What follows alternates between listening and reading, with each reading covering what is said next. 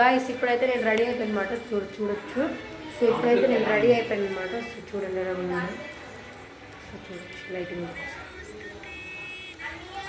పంచ అయితే కట్టుకున్నాను అనమాట. సో చూడండి చాలా ఫస్ట్ టైం కట్టుకున్నట్టు అనిపిస్తుంది నాకు.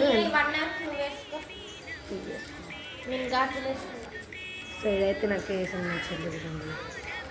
సో ఇప్పుడైతే వరలక్ష్మి పూజ అయితే స్టార్ట్ చేస్తాం అనమాట. So let's go.